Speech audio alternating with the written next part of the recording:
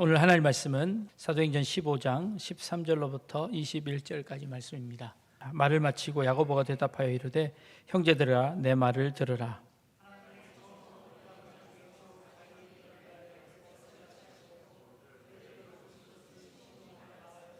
선지자들의 말씀이 이와 일치하도다 기록된 바.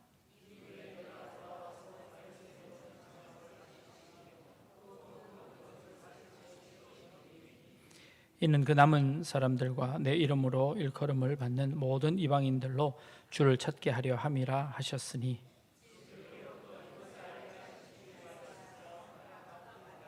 그러므로 내 의견에는 이방인 중에서 하나님께로 돌아오는 자들을 괴롭게 하지 말고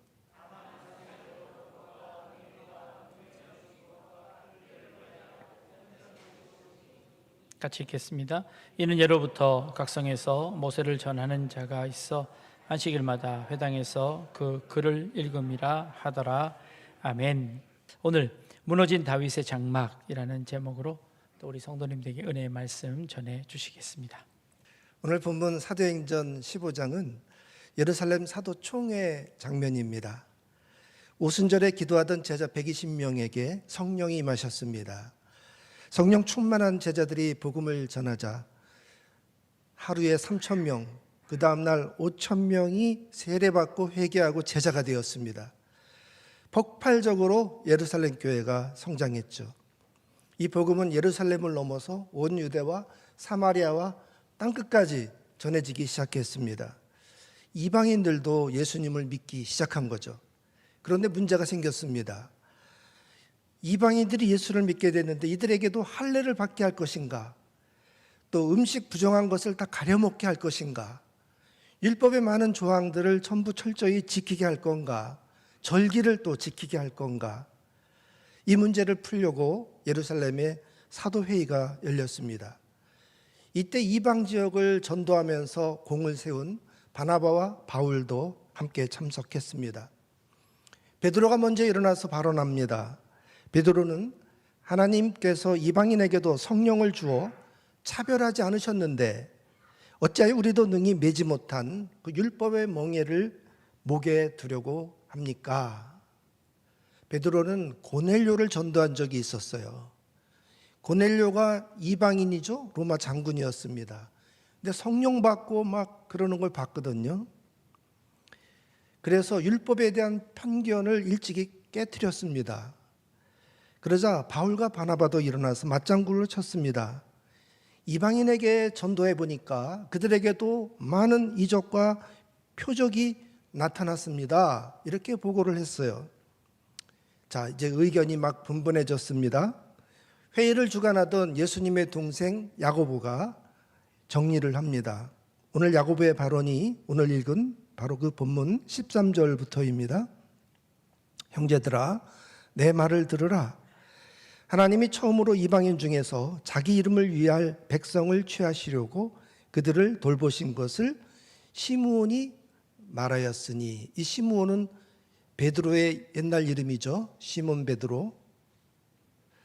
선지자들의 말씀도 이 베드로의 말씀과 일치합니다. 그러면서 이 아모스 선지자의 이야기를 예로 들어요. 16절을 보세요. 같이 읽어볼까요? 이후에 내가 돌아와서 다윗의 무너진 장막을 다시 지으며 또 그 허물어진 것을 다시 지어 일으키리니 이는 그 남은 사람들과 내 이름으로 일컬음을 받는 모든 이방인들로 주를 찾게 하려 함이라 하셨으니, 이게 아모스서 9장 11절 말씀이에요. 그러니까 야고보가 구약 성경에 있는 아모스 선지자의 글을 그대로 읽은 겁니다. 아모스 선지자는 남유다 사람인데 북이스라엘 가서 사회 정의를 외친 선지자였습니다. 이 나라가 바로 되려면 영적으로 회복돼야 됩니다. 이렇게 강조했어요. 그리고 마지막 결론으로 하나님이 다윗의 무너진 장막을 일으켜서 만민이 주를 찾게 하려 하십니다. 이렇게 한 거죠. 아모스 선지자가 진작에 유대인을 넘어서 만민이 구원받는 이 세상을 예언한 거예요. 그게 하나님이 다윗의 장막을 다시 회복시키는 거다, 이렇게 말한 거죠. 다윗의 장막이 뭐길래 하나님이 그걸 다시 세우려고 하시는 걸까? 여기에 의문을 가져야 됩니다. 다윗의 장막은 역대상 15장에 나와요. 다윗이 잃어버렸던 법궤를 찾아가지고 메워 오면서 막 너무 기뻐갖고 춤을 추고 찬양하는 장면 다 아시죠? 그때 나오는 얘기예요. 다윗이 다윗성에서 자기를 위하여 궁전을 세우고 또 하나님의 궤를 둘 곳을 마련하고 그것을 위하여 장막을 치고 그랬어요. 그러니까 다윗의 장막은 법궤를 모셔둔 텐트입니다. 법궤는 지성소에 모셔두어야 해요. 그런데 다윗은 예루살렘 왕궁에다가 텐트를 쳐놓고 그 안에다가 법궤를 보관해 뒀습니다. 이게 맞아요, 틀려요? 잘못된 거죠. 잘못됐는데도 하나님이 그걸 용납하세요. 용납할 뿐만 아니라 그걸 좋아하셨어요. 무슨 사연이 있었던 걸까요? 다윗은 통일왕국의 왕이 되면서 제일 먼저 잃어버린 법궤를 찾았습니다. 무려 70년 전에 블레셋과의 전투에서 빼앗긴 법궤예요. 그 다음에 이게 어디로 왔는지 알 수가 없는 거죠. 이 법궤를 승리의 부적처럼 전쟁터에 나가서 사용했다가 뺏겼습니다. 그리고는 이 법궤가 어디로 흘러갔는지 모르는 거예요. 처음에 법궤가 블레셋 땅에 7개월 있었습니다. 그런데 이 법궤를 둔 블레셋의 도시마다 재앙이 임하는 거예요. 그래서 여기저기 돌리다가 결국은 할 수 없어서 수레에다 실어가지고 이스라엘 지역으로 돌려보냈습니다. 그게 이제 벳세메스로 갔는데 벳세메스 사람들이 법궤를 받아가지고 호기심에 뚜껑을 열어봤다가 들여다본 70명이 죽었어요. 그러니까 법궤가 막 무서운 거죠. 그래서 옆 동네인 기럇 여야림으로 보냈습니다. 거기 아미나답의 집에다가 법궤를 보관해 뒀어요. 그로부터 20년 후에 사울이 왕이 되었습니다. 사울은 법궤에 관심이 없었어요. 사울이 40년 동안 통치를 하고 죽었는데 그 다음에 다윗이 헤브론에서 왕이 됐습니다. 통일왕국의 왕이 되라 그래도 거절을 했어요. 왜냐하면 사울의 왕 이스보셋이 있었거든요. 그러니까 왕권은 그 아들에게 물려질 건데 자기가 나서서 했다가 또 분쟁이 일어나니까 사양하고 헤브론에서 유대 지파만 다스리는 헤브론의 왕이 된 거, 그걸 7년 6개월 동안 있었어요. 그러다가 이스보셋이 살해를 당하자 그제서야 통일왕국의 왕이 됩니다. 요거를 한번 성경에 나오는 대로 한번 시간을 제가 계산해 봤어요. 블레셋에서 7개월, 그 다음에 사무엘이 미스바에서 그 백성들을 모았을 때 성경에 보면 요때가 법궤를 다시 돌려받은 지 20년 됐다 이렇게 나오거든요. 그 다음에 미스바에서 사울이 왕 될 때까지 성경에 나오지 않지만 또 몇 개월이 지났을 거예요. 그 다음에 사울왕이 40년, 그 다음에 다윗왕이 7년 6개월, 요걸 다 더하면 68년 1개월입니다. 플러스 알파, 아까 미스바에서 왕이 될 때까지의 몇 개월, 그 다음에 다윗이 왕 된 다음에 법궤를 찾아 헤맨 것 또 몇 개월, 이렇게 하니까 적어도 70년 됐겠다, 이렇게 계산이 나온 거예요. 이건 순전히 제 계산입니다. 대충 그건 중요하지 않으니까 70년, 야 되게 오랫동안 법궤가 잊혀져 있었구나, 요것만 알면 되겠어요. 다윗이 왕이 되자 제일 먼저 이 법궤를 찾았어요. 도대체 법궤가 어디 갔을까? 법궤만이 아니라 성막도 이게 어디로 갔는지 몰라요. 다윗이 법궤와 성막을 찾은 것은 거기에 큰 마음의 빚이 있었기 때문이에요. 사울왕이 다윗을 시기해서 다윗을 죽이려고 쫓아다녔습니다. 다윗이 사울왕을 피해 도망다닌 세월이 10년이에요. 그때 성막이 어디 있었냐면 노베에 있었습니다.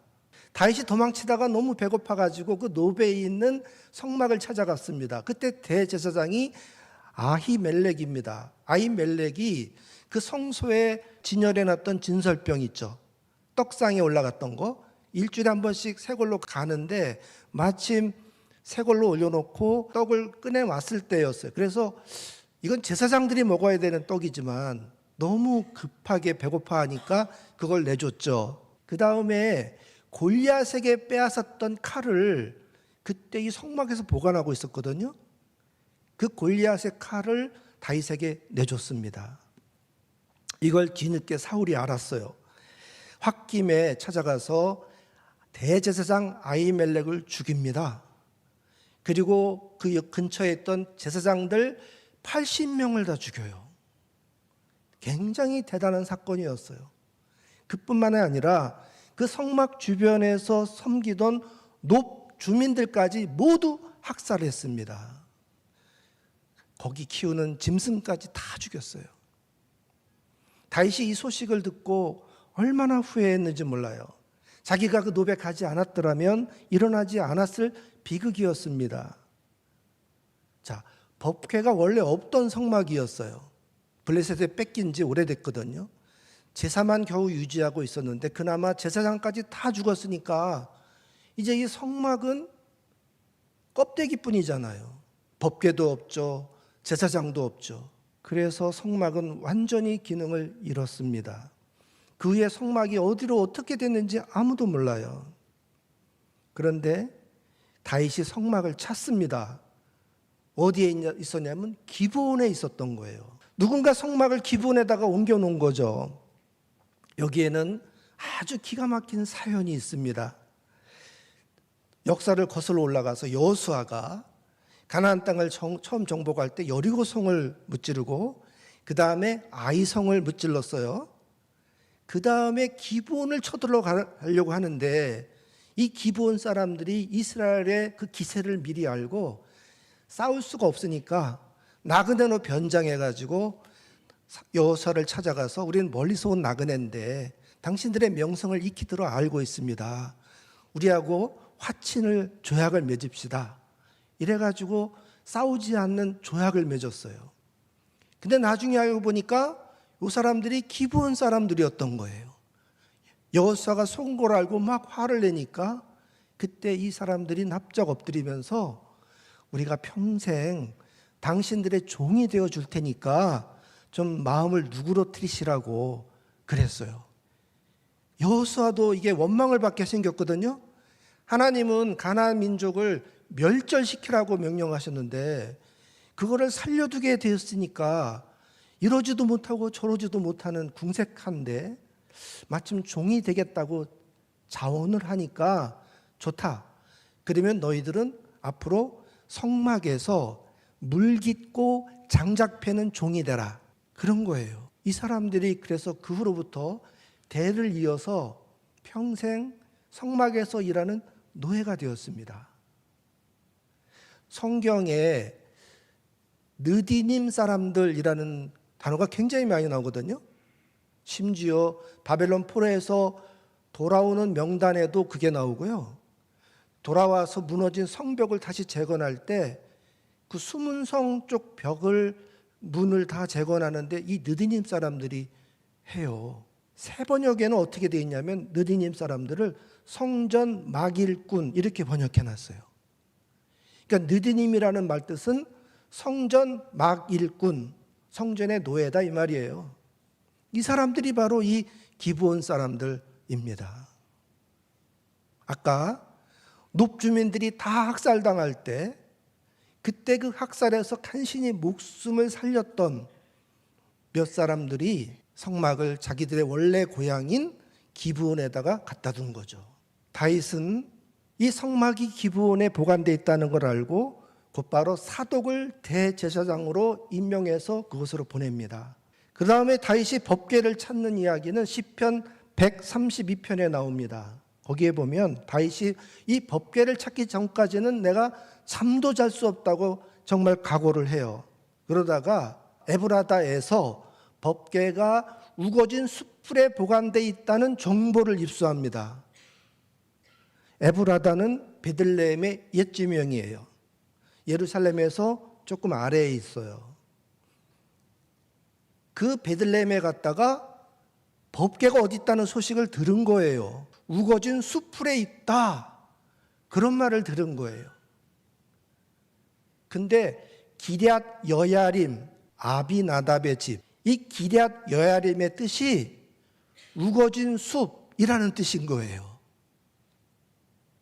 그러니까 법궤가 어디 있다는 거예요? 기럇 여야림에 있다는 거죠. 그래서 거기 찾아가 보니까 아미나답 집에 잘 보관이 되고 있었던 거죠. 다윗이 그 법궤를 찾아서 너무 기쁘게 예루살렘으로 옮겨왔습니다. 그때 그 기쁨을 온몸으로 표현하면서 찬양하면서 춤을 췄죠. 다윗은 성막과 법궤를 통해서 이스라엘이 하나님이 다스리시는 나라다라는 것을 만방에 알리고 싶었던 거예요. 그런데 다윗이 다시 찾은 이 법궤를 성막의 지성소 안에다가 보관해 놔야죠. 그런데 그러지 않았습니다. 다윗은 예루살렘의 자기 왕궁 앞에다가 장막을 치고 그 안에 법궤를 모셨습니다. 법궤를 모시기에는 이 장막이 너무나 허술합니다. 그런데도 하나님이 그 다윗의 장막을 좋아하셨어요. 그 이유가 다윗이 이 장막 앞에 24시간 쉬지 않고 찬양과 경배를 했기 때문입니다. 물론 다윗이 직접 그렇게 한 건 아니에요. 다윗이 왕이기 때문에 24시간 몇 날 며칠 몇 년을 그렇게 할 수는 없잖아요. 그래서 찬양대 4,000명, 문지기 4,000명을 뽑았습니다. 이걸 24개 조로 나눠가지고 교대로 돌아가면서 찬양하고 그 법궤를 지키게 했어요. 즉 찬양과 경배가 24시간 쉬지 않고 계속 돌아가게 만든 거죠. 다윗은 성막보다는 제대로 된 성전을 지어서 거기다가 법궤를 모시려고 했습니다. 그래서 다윗이 성전 설계도를 직접 그려요. 성경에 보면 이 설계도는 분명히 다윗이 기도하는 중에 받은 겁니다. 역대상 28장 12절에 또 그가 영감을 받은 모든 것, 곧 여호와의 성전의 뜰과 사면의 모든 방과 하나님의 성전 곡간과 성물 곡간의 설계도를 주고, 뭐냐면 솔로몬에게 성전 그린 설계도면을 그린 거를 줬다는 거예요. 근데 그 성전 설계도가 아주 자세하게 다 그려가지고 솔로몬에게 이대로 자라. 나는 하나님이 허락을 못해서 성전 짓고 싶었지만 나는 못 지었다. 네가 대신 꼭 이걸 지어다오 하고 넘겨준 게 설계도라는 거죠. 다윗이 그린 이 성전의 설계도를 보면 이게 하늘 보좌의 그 모습과 아주 닮아 있습니다.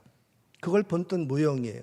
다윗이 기도하면서 하나님 보좌 앞에 찬양하고 있는 천군 천사를 본 것 같아요. 성경 요한계시록에 보면 요한계시록 4장 8절에 하나님의 보좌 앞에 내 생물이 밤낮 쉬지 않고 하나님을 찬양하고 있었어요. 그뿐만 아니라 내 생물 주변에 24장로들, 그리고 그 뒤에 천천만만 천군 천사들이, 그리고 그 뒤에 모든 성도들과 만물이 하나님의 보좌를 향하여 찬양과 경배를 하고 있었더란 말이에요. 그게 요한계시록 3장 4장에 나옵니다. 요한이 그 하나님의 보좌를 향해 찬양하는 광경을 보고 쓴 거예요. 근데 그 장면을 다윗도 기도하는 중에 본 것 같아요. 계시를 받았기 때문에 하늘의 보좌같이 이 땅에서도 그렇게 찬양과 경배가 쉬지 않고 일어날 수 있게 해야 되겠다 마음 먹고 찬양대 4,000명을 뽑은 거예요. 이 사람들 맨날 밥 먹이고 월급 주려면 얼마나 많은 예산이 들어가겠어요. 그런데도 그걸 했단 말이죠. 하나님은 다윗에게 성전 짓는 걸 허락하지 않으셨습니다. 그러나 그 다윗의 장막을 기뻐하셨어요. 왜냐하면 다윗의 장막에 진정한 찬양과 경배가 있었기 때문입니다. 형식보다는 거기에는 내면의 신앙 고백이 있었거든요. 그런데 이 다윗의 장막이 무너졌어요. 오늘 성경 본문에 무너진 다윗의 장막이라고 나오잖아요. 그냥 무너졌다는 얘기죠. 아모스서를 쓸 때부터 벌써 그때 이미 무너져 있고, 사도행전 15장에서 야고보가 말할 때도 여전히 무너져 있었던 거예요. 언제 무너졌을까? 압살롬이 쿠데타를 일으켰어요. 압살롬이 누구냐면 다윗의 아들이에요. 아들하고 차마 맞서 싸울 수가 없어가지고 다윗이 피신합니다. 기드론 골짜기를 막 건너가는데 사독 제사장, 아까 나왔었죠? 누구예요? 기브온에 있는 성막을 책임지라고 바울이 제사장의 명맥이 다 끊어졌는데 그 아론의 후손을 찾아내가지고 사독을 대제사장으로 임명해서 기브온에 찾은 그 성막을 지켜라, 이렇게 파견한 그 사람, 사독 제사장이죠.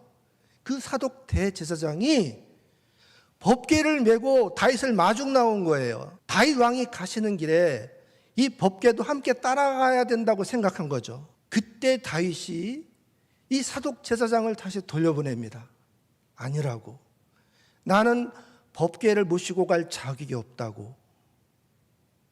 그러면서 맨발로 울면서 그 감람산을 넘어 저 마하나임까지, 제가 재보니까 한 85km 되더라고요. 맨발로 울면서 회개하면서 가는 거예요. 중간에 막 사람들이 나와서 돌 던지고 저주하고 막 그랬잖아요. 근데 그걸 다윗이 다 온몸으로 이거는 내가 하나님께 벌 받은 거라 생각하고 그러면서 가요. 근데 중요한 단서가 있는데, 다윗이 왕일 때 막 세력을 넓혔잖아요. 왕이 일을 잘하려면은 왕도 능력이 있어야 되지만은 그 신하들이 좋아야 되거든요. 다윗에게는 아주 뛰어난 책사가 있었어요. 그 사람이 바로 아히도벨입니다. 머리가 좋은 사람이에요. 얼마나 똑똑한지 몰라요. 그런데 압살롬의 반역을 일으켰는데 이 자기의 측근, 가장 가까운 생각과 마음을 나누는 그런 관계잖아요, 다윗하고. 근데 이 아히도벨이 압살롬에 가서 붙어서 같이 쿠데타를 일으킨 거예요. 근데 성경의 족보를 보니까 아히도벨의 손녀가 밧세바예요. 이 아히도벨이 자기 눈으로 다 봤거든요. 다윗이 늦잠을 늘어지게 자고 왕궁 옥상을 거닐다가 저 아래에서 목욕하는 한 여인을 보고 나쁜 마음을 품었어요. 남편이 있는 유부녀인데 데려다가 자기의 후궁으로 삼고 그 남편을 불러다가 일이 잘 안 되니까 어떻게 해요? 전쟁터에 보내서 죽였잖아요. 그거를 아히도벨이 다 본 거예요. 마음이 그때 떠났어요. 다윗이 그런 짓을 벌이고 있는 중에도 저쪽에서 다윗의 장막에서는 찬양과 경배가 이어지고 있었습니다. 이게 굉장히 중요한 거예요.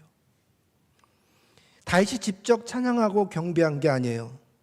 전문 찬양단을 대신 뽑아서 시켜놓고 자기는 게으름에 빠져 있었던 거죠. 뒤에서 간음하고 살인하고 할 짓을 다 했습니다. 그래서 다윗은 이 쿠데타를 하나님이 자기를 치는 형벌로 받아들인 거예요. 그러면서 자기가 이 법궤를 앞세울 수는 없었죠. 다윗은 신발을 벗었어요. 성경에 신발을 벗은 것은 자기의 모든 고난을 내려놓겠다 하는 표시입니다. 다윗은 모든 걸 내려놓고 하나님의 처분에 맡기는 심정으로 울면서 눈물로 걸었습니다. 얼굴을 들 수 없어서 가리었어요. 참회의 눈물로 그 길을 걸어간 것입니다. 이때 다윗이 회개한 기도가 시편 3편이에요. 다윗은 온갖 역경을 이겨내고 그때마다 신앙으로 이겨냈습니다. 하나님은 그런 믿음의 다윗을 들어서 천하를 지배하게 하셨습니다. 그런데 편해지니까 신앙도 점점 식었죠. 그의 기도와 예배가 형식으로 변했습니다. 결국 타락했어요. 이제 아들의 쿠데타로 도망치는 신세입니다. 하나님의 징계를 받고 있습니다. 무슨 염치로 이 법궤를 챙기겠습니까? 법궤를 뒤로하고 맨발로 걸으며 회개했습니다. 형식적인 다윗이 무너졌죠. 껍데기뿐인 찬양과 경배가 멈췄습니다. 무슨 염치로 계속 찬양과 경배를 돌리겠어요? 다 그만둬라. 무너진 다윗의 장막입니다. 하나님은 이 다윗의 장막을 참 좋아하셨어요. 그래서 아모스 선지자를 통해서 이 무너진 다윗의 장막을 다시 세우겠다고 하셨습니다. 그리고 세월이 또 흘러서 이제 이 무너진 다윗의 장막을 다시 세울 때가 되었습니다. 그것을 야고보가 예루살렘 총회에서 확인한 것입니다. 그 증거가 이제 이방인들도 예수를 믿고 구원받게 된 것입니다. 하나님이 다시 세우겠다고 하는 그 다윗의 장막이 바로 교회였습니다. 교회는 하나님이 다시 세우신 다윗의 장막입니다. 하나님은 다윗의 장막을 가장 기뻐하셨습니다. 왜냐하면 다윗의 장막엔 진정한 찬양과 경배가 있었기 때문이죠. 예수님이 십자가에서 돌아가실 때 그 성전의 휘장이 위에서 아래로 쫙 찢어졌습니다. 하나님이 직접 찢으신 거예요. 그 지성소 안에 가려져 있던 법궤가 이제는 훤히 드러났습니다. 하나님은 다윗의 장막 때처럼, 다윗의 장막이라는 게 그거잖아요. 법궤가 허술하게 보관되고 바람만 펄럭거려도 법궤가 드러나는 곳이에요. 이 법궤는 지성소에 아주 엄중하게 가려야 돼요. 대제사장이 1년에 한 번밖에 못 들어가요. 대속제일에 민족의 죄를 속하기 위해서 피를 들고 들어가서 예식을 하고 나와야 됩니다. 거기 들어갈 때 허리에 방울을 달고 들어가요. 방울 소리가 안 나면 하나님이 거기서 대제사장을 죽인 거예요. 시체를 꺼내려고 들어갈 수가 없기 때문에 들어갈 때 이 허리에 끈을 달고 들어가요. 소리가 안 나면 밖에서 끈을 잡아당겨갖고 시체를 치우려고. 그렇게 엄중한 지성소였고 그렇게 엄중한 것에 보관되었던 법궤가 아주 허술한 장막에 그저 바람 펄럭거려도 드러나는 그런 곳에 있었단 말이죠. 하나님이 그 지성소의 휘장을 찢으셨습니다. 그리고는 이제 누구나 대제사장뿐만 아니라 예수를 믿으면 그 보좌 앞에 나아가도록 허락하신 거죠. 할렐루야. 제가 청년 때 이 강단에 그때는 이렇게 글자를 오려가지고 여전도의 헌신 예배 이런 거 있으면은 써가지고 이렇게 붙이는 걸 했는데 제가 손재주가 있어가지고 그걸 했더니 목사님이 전담을 하라고 그래가지고 스티로폼을 잘라서 입체감을 해가지고 이걸 하는데 강대상에 이거 올라올래니까 막 너무 두려운 거예요. 나 같은 사람이 여기를 올라올 수 있을까? 그래가지고 벼락 맞을 것 같아가지고 밑에서 무릎 꿇고 한참 하나님 저 지금 올라가는데 뭐 벼락 같은 거 치지 마세요. 요거 딱 달고 얼른 내려오겠습니다. 이러고 올라갔더라니까 갔었어요. 그때는 어린 신앙이었죠. 청년 때니까. 두렵고 떨리는 마음으로 정말 올라왔거든요.